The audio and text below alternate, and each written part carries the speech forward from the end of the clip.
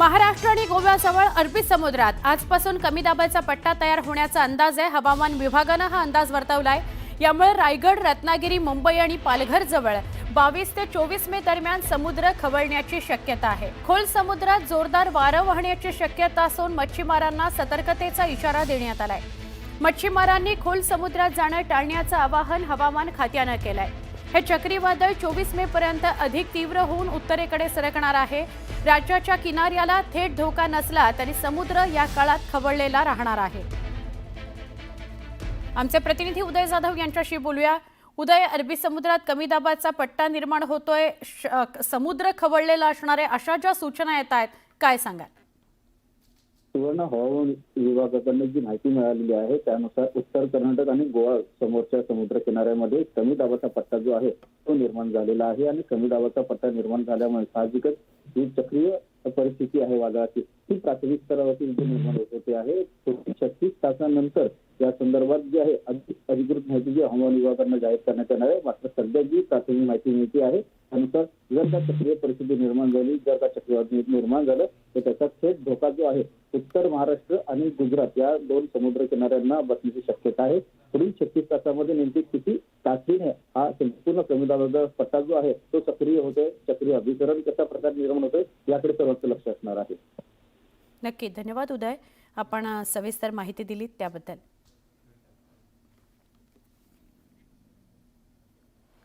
आजपासून 25 मे पर्यंत मुंबईसह दक्षिण कोकण, मध्य महाराष्ट्रात वादळी वाऱ्यासह मुसळधार पावसाचा अंदाज हवामान विभागाने वर्तवलेला आहे। कोकण आणि लगतच्या मध्य महाराष्ट्रातील घाट भागामध्ये वेगवेगळ्या ठिकाणी मुसळधार पाऊस ते अतिमुसळधार पाऊस पडू शकतो।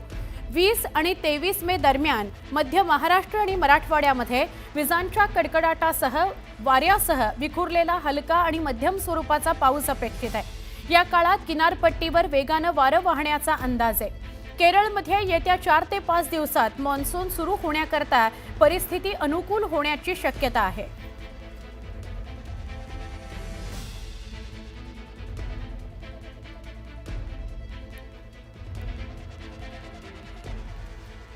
मुसळधार पावसाने राज्याच्या अनेक भागांना झोडपलाय। उत्तर पुणे जिल्ह्यासह उत्तर पुणे जिल्ह्याच्या खेड, आंबेगाव, जुन्नर आणि शिरूर तालुक्याला वादळी वाऱ्यासह मुसळधार पावसाने तडाखा दिलाय।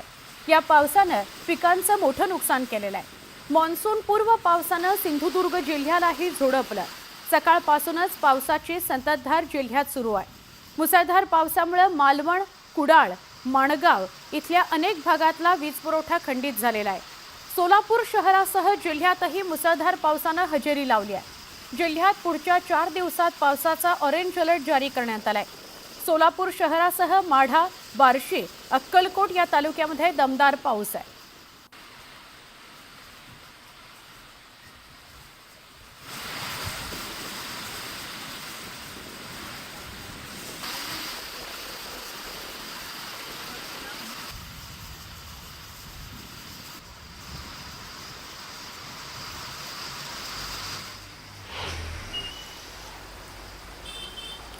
आपण दृश्य बघतोय 3 ठिकाणची मावळ, रायगड, धाराशिव, मावळ तालुक्याला पावसाने झोडपून काढलाय। पावसामुळे रस्त्यावर पाणी झाल्याचं आपण बघू शकतोय। वाहन चालकांची त्यामुळे तारांबळच उडाली। मान्सूनपूर्व पावसाने अलिबागला सुद्धा झोडपलेला आहे। रायगडमधल्या अलिबाग शहरात अनेक ठिकाणी पाणी साचलंय, नागरिकांना मनस्ताप सहन करावा लागला। तर धाराशिव जिल्ह्यातल्या काही भागात मान्सूनपूर्व पावसाने हजेरी लावली। या पावसामुळे धाराशिवमधल्या अनेक घरातल्या पत्र्यांची विल्हेवाट लागलेली आहे। म्हणजे घरावर जे पत्रे लावलेले असतात ते उडून गेलेले आहेत। अनेक संसार उघड्यावर आले आहेत। विद्युत खांब कोसळले, त्यामुळे अनेक ठिकाणचा वीज पुरवठा सुद्धा खंडित झाला।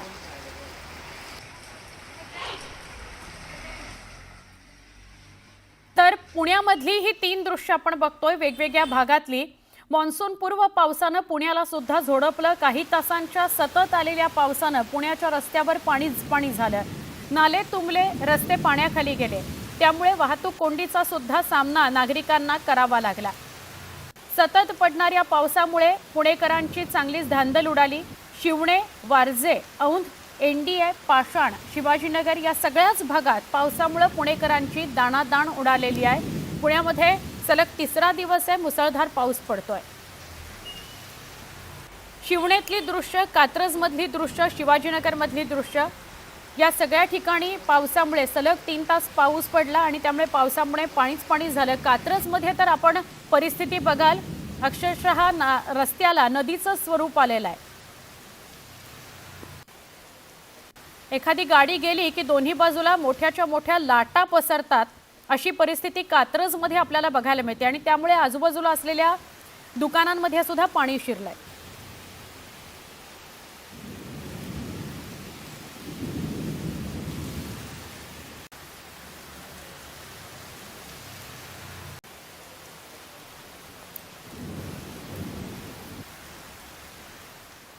पुणे शहरातल्या रस्त्यांची पावसामुळे कशी दुरवस्था झाली ते आपण पाहिलं. काही तासच सलग पाऊस पडत होता, पण पावसानं शहरातील रस्त्यांवर पाणीच पाणी झालं. पुण्यातल्या अनेक मुख्य रस्त्यांना जलमय म्हणजे नदीचं स्वरूप आलं होतं आणि दुसऱ्या दिवशी म्हणजे पाऊस थांबल्यानंतर कसा चिखलच चिखल झाला ते आपण बघू शकतोय. अनेक पुण्यातले असे रस्ते जिथे कामं सुरू आहेत आणि त्यामुळे त्याचा फटका पुणेकरांना बसला. पालिकेच्या नालेसफाईच्या दाव्याचं पितळही या ठिकाणी उघडं पडलेलं आपल्याला बघायला मिळत आहे. पुणे शहराला काल मुसळधार पावसानं अक्षरशः झोडपून काढलेलं पाहायला मिळालं. केवळ 1 ते 2 तास आलेल्या पावसानं पुणेकरांची मोठी तारांबळ जी आहे ती झालेली पाहायला मिळाली. काल शहरात दुपारच्या नंतर जो खरं तर अवकाळी पाऊस झाला, त्या पावसामुळं शहरातील अनेक रस्त्यांवर मोठ्या प्रमाणात पाणी जे आहे ते साचलेलं पाहायला मिळालं. मी आत्ता ज्या परिसरात आहे तिथे देखील काल अक्षरशः गुडघ्याभरापर्यंत पाणी जे आहे ते या परिसरामध्ये साचलेलं पाहायला मिळालं होतं. खरं तर काल दुपारनंतर पुणे शहरातल्या सर्व भागांमध्ये मुसळधार पावसाला जी आहे ती सुरुवात झालेली पाहायला मिळाली होती. काल रात्री 9 वाजेपर्यंत हा सगळा पाऊस जो आहे तो पुणे शहरातील अनेक भागांमध्ये सुरू होता. स्वारगेट असेल, कात्रज असेल, कोंढवा असेल, धायरी असेल, शिवाजीनगर असेल, या सगळ्या भागांमध्ये मोठा पाऊस काल पुणे शहरात खरं तर झालेला पाहायला मिळाला आणि त्या झालेल्या पावसामुळं पुणे शहरातील अनेक रस्त्यांची जी आहे ती दुरवस्था पुन्हा एकदा समोर आलेली पाहायला मिळते. कारण पुणे शहरातल्या सर्व मुख्य रस्त्यांवर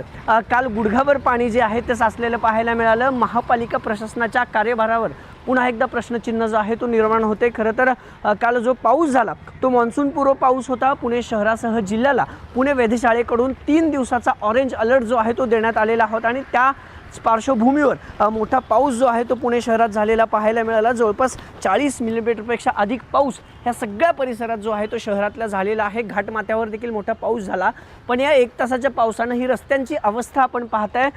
जे दुचाकीस्वार आहेत, जे पुणेकर आहेत, त्यांना अक्षरशः जीव वेठीस धरून या पुण्यातल्या मुख्य रस्त्यांवरून गाड्या चालवाव्या लागत आहेत. अनेक जण कालपासून आपण पाहतोय की या रस्त्यांवरती स्लिप होऊन पडलेले आहेत.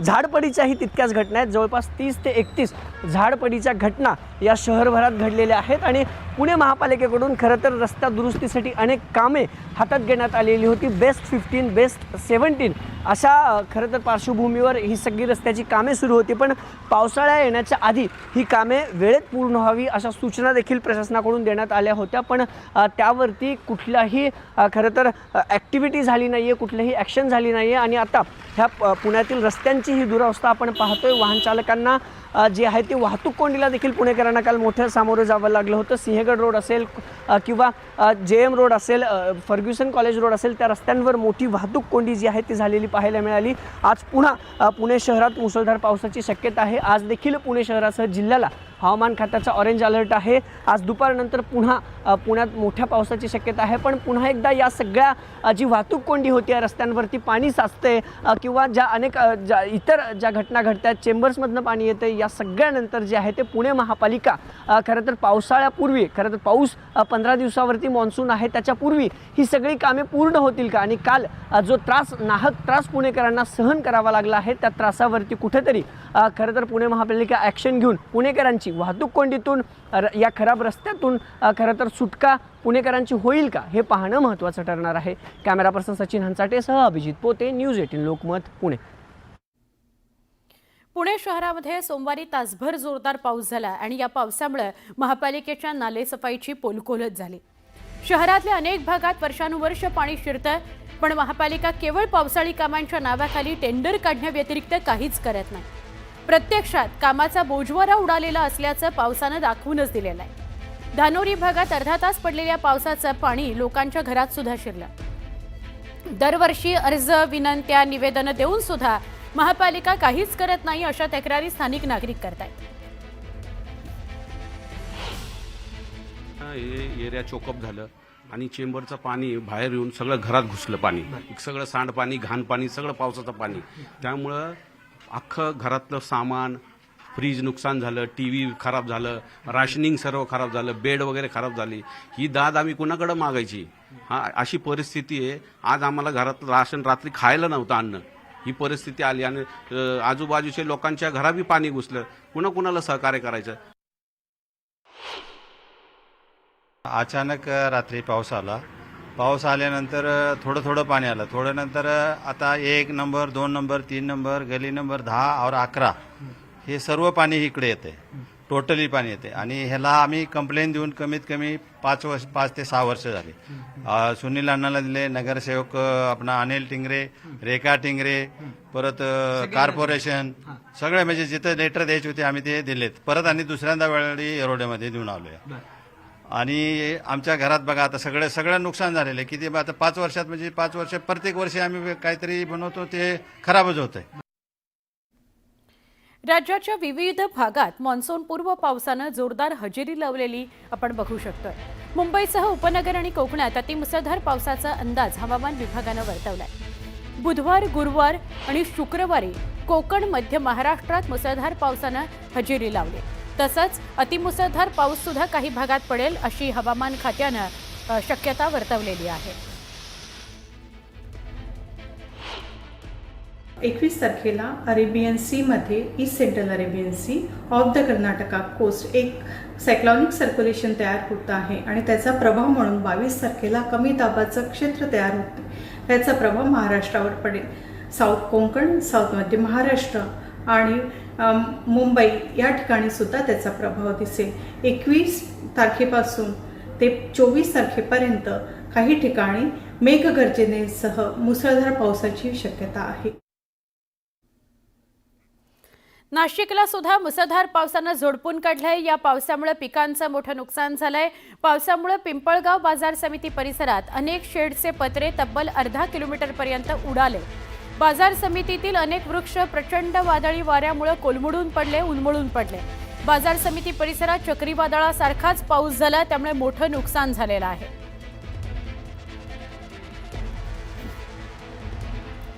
आमचे प्रतिनिधी लक्ष्मण घाटोळ यांच्याशी आपण बोलूया. लक्ष्मण, हा जो पाऊस पडतोय, अवकाळी पाऊस, तो महाराष्ट्रातल्या वेगवेगळ्या भागांमध्ये पडतोय. नाशिकमध्ये सुद्धा मुसळधार पाऊस झाला आणि त्याने खूप मोठी पडझड झालेली आहे. अनेक झाडं उन्मळून पडली आहेत. काय सांगाल अधिक माहिती? सुवर्ण, गेल्या काही दिवसांपासून अर्थात गेल्या 10 ते 12 दिवसांपासून नाशिक जिल्ह्यामध्ये अवकाळी पावसानं अक्षरशः थैमान घातलेला आहे, हाहाकार माजवलेला आहे. कारण नाशिक जिल्ह्यामध्ये अवकाळी पावसानं मोठ्या प्रमाणात नुकसान जे आहे ते शेतकऱ्यांचं केलेलं आहे, व्यापाऱ्यांचं केलेलं आहे, सर्वसामान्यांचं केलेलं आहे. नाशिक शहरात जर विचार केला तर 200हून अधिक झाडं जे आहे ती या पावसामुळे उन्मळून पडलेली आहेत, ज्या झाडांखाली दबून अनेक नागरिकांचा मृत्यू देखील झालेला आहे. तर काल देखील नाशिकच्या ग्रामीण भागामध्ये विशेषतः निफाड आणि दिंडोरी तालुक्यामध्ये मुसळधार पाऊस पडला. त्यामध्ये नाशिकच्या पिंपळगाव कृषी उत्पन्न बाजार समितीच्या परिसरामध्ये जे शेतकऱ्यांचे आणि व्यापाऱ्यांचे जे कांद्याचे शेड होते ते अक्षरशः या वादळी वाऱ्याने उडून 2-2 किलोमीटरपर्यंत त्याचे अवशेष जे आहे ते त्या शेडचे ते उडून गेलेले होते. अशा स्वरूपाचं एक भयावह चित्र आणि भयभीत करणारं चित्र जे आहे ते नाशिकच्या ग्रामीण भागामध्ये काल पाहायला मिळालं. नाशिक शहरात देखील मुसळधार पाऊस जो आहे तो तब्बल 2 तास सुरू होता. 30 मिलीमीटरपेक्षा जास्त पाऊस जो आहे तो नाशिक शहराच्या वेगवेगळ्या भागामध्ये झाला. तर वेगवान वाऱ्यामुळे देखील मोठ्या प्रमाणात नागरिकांचं नुकसान जे आहे ते झाल्याचं पाहायला मिळालं. तर अवघ्या 5 दिवसामध्ये 4 नागरिकांचा वीज पडून मृत्यू झाल्याची देखील नोंद आता करण्यात आलेली आहे, ज्यामध्ये सिन्नर तालुक्यातील 2 नागरिकांचा अर्थात शेतकऱ्यांचा वीज पडून मृत्यू झालेला आहे. एक इगतपुरी तालुक्यातील शेतकरी आहे त्याचा वीज पडून मृत्यू झालेला आहे. तर 4था व्यक्ती जो आहे तो निफाड तालुक्यातील आहे, त्याचा देखील वीज पडून मृत्यू झालेला आहे. त्यामुळे एकूण जर आपण बघितलं सुवर्णा तर नाशिकच नाही तर संबंध महाराष्ट्रभर हा अवकाळी पाऊस जो आहे तो थैमान घालतो आहे आणि या थैमानामुळे अनेक नागरिकांचे जीव जात आहे, बळी जात आहे. मात्र अशा सगळी परिस्थिती संपूर्ण राज्यामध्ये जिल्ह्यामध्ये निर्माण झालेली असताना दुसरीकडे मात्र प्रशासनाचा देखील हलगर्जीपणा अनेक ठिकाणी पाहायला मिळतो. नक्की. जी झाडं धोकादायक झालेली आहे ती झाडं जी आहेत ती पावसाळ्यापूर्वी त्याची तपासणी करणं, त्याचा अहवाल तयार करणं आणि ती काढून घेणं ही गरजेचे आहे. ज्या भागामध्ये विजांच्या कडकडाटासह पाऊस असणार आहे त्या ठिकाणच्या नागरिकांना सतर्क करणं अशा स्वरूपाच्या सगळ्या रचना ज्या आहेत त्या प्रशासनाकडे आखणं अपेक्षित आहे. मात्र तसं होत नाही. प्रशासनाला देखील या अवकाळी पावसाचा अंदाज येत नाही आणि त्यामुळे ठिकठिकाणी अवकाळी पावसाचं हे थैमान पाहायला मिळतंय, हाहाकार पाहायला मिळतोय, नागरिकांचे जीव जात नक्की, आहेत. त्यामुळे नक्की. आता पुढील 3 दिवस अशा स्वरूपाचा ऑरेंज अलर्ट आणि येलो अलर्ट नाशिक जिल्ह्याच्या भागामध्ये असणार आहे. नक्की लक्ष्मण, धन्यवाद ही माहिती दिल्याबद्दल. आपण फक्त एक गोष्ट पुन्हा एकदा क्लिअर करूया की मान्सून पूर्व हा पाऊस आहे आणि या मान्सून पूर्व पावसानं महाराष्ट्रातल्या अनेक भागांमध्ये धुमाकूळ घातलेला आहे. मराठवाड्यामध्ये 17 दिवसांपासून मान्सून पूर्व पावसानं धुमाकूळ घातलाय. वीज कोसळली. आतापर्यंत 27 नागरिकांचा मृत्यू झालाय. 391 जनावरं दगावली आहेत. 4,000हून अधिक हेक्टरवर शेतीचं नुकसान झालंय. विभागीय आयुक्त कार्यालयातील आपत्ती व्यवस्थापन विभागानं ही माहिती दिलेली आहे. 3 मे पासून अचानक आभाळ भरून येणं, विजांचा प्रचंड कडकडाट होणं असे प्रकार घडतायत. रोज संभाजीनगरमधल्या लोकांना हे अनुभवायला मिळत आहे. रोज पाऊस सुरू आहे, त्यामुळे बळीराजा मेटाकुटीला आलेला आहे. मराठवाड्यामध्ये विजा कोसळल्या आणि आतापर्यंत 27 नागरिकांचा बळी गेलाय. 21 जण जखमी झालेले आहेत. मयतांमध्ये सर्वाधिक 7 जण जालना जिल्ह्यातले आहेत. जनावरांची सुद्धा जीवितहानी मोठ्या प्रमाणामध्ये झालेली आहे. आतापर्यंत 391 लहान मोठी जनावरं मरण पावली आहेत. वादळ वाऱ्यानं बीड जिल्ह्यात 3, परभणीमध्ये 1 घराची मोठी पडझड झाली आहे. अंशतः पडझड झालेल्या घरांची संख्या तर खूप मोठी आहे, 84 इतकी आहे.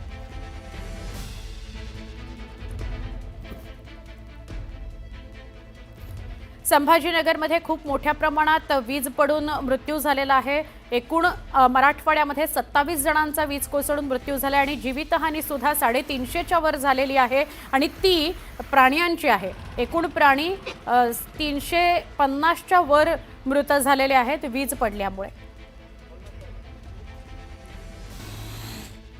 मिठी नदी कथित आर्थिक घोटाळा प्रकरणामध्ये आता ईडीची एंट्री झाली आहे. ईडीनं ECIR दाखल केलाय. 65 कोटी रुपयांचा कथित मिठी नदी स्वच्छता घोटाळा झाल्याचा आरोप ईडीचा आहे. मुंबई पोलिसांच्या आर्थिक गुन्हे शाखेनं 65 कोटी रुपयांच्या मिठी नदी स्वच्छता प्रकल्प घोटाळ्यात आणखी एक मोठी अनियमितता उघड केली आहे.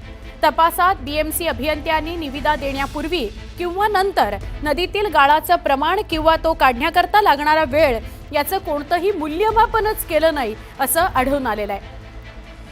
आर्थिक गुन्हे शाखेनं दाखल केलेल्या गुन्ह्याच्या आधारावर ECIR दाखल करण्यात आलाय.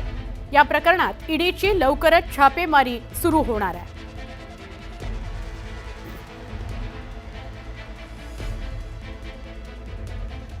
बातमी आता कल्याणमधून. कल्याणमधील मंगल राघो नगरमध्ये इमारतीचा स्लॅब कोसळला आणि मोठीच दुर्घटना घडली. 4 मजली इमारत होती. दुसऱ्या मळ्याचा स्लॅब थेट तळमजल्यापर्यंत खाली आला. या दुर्घटनेमध्ये 6 जणांचा मृत्यू झालाय. दुर्घटनेमध्ये 2 पुरुषांसह 3 महिला आणि एका 1.5 वर्षाच्या मुलीचा दुर्दैवी मृत्यू झाल्याची माहिती समोर येते.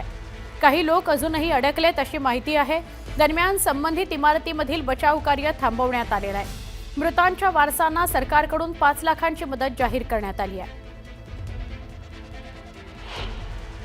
आतापर्यंतची जे रेस्क्यू ऑपरेशनचे आहे त्याच्यामधले 12 लोक जे अडकले होते त्याच्यातले आपण सर्व काढलेत. अजून आपलं काम चालू आहे, पण त्याच्यातले 6 लोकांची अनफॉर्च्युनेटली दुर्दैवी मृत्यू झालेली असा प्राथमिकदर्शनी आपल्याला कळते. त्यांना आपण रुक्मिणीबाई हॉस्पिटलला पाठवलेलं आणि पुढची कारवाई त्यांच्या डॉक्टरमार्फत होईल. आणि उरलेले जे 6 लोक आहेत ते आज रोजी ते ट्रीटमेंटवर विविध ठिकाणी विविध हॉस्पिटल्सवर त्यांचे ट्रीटमेंट चालू आहे.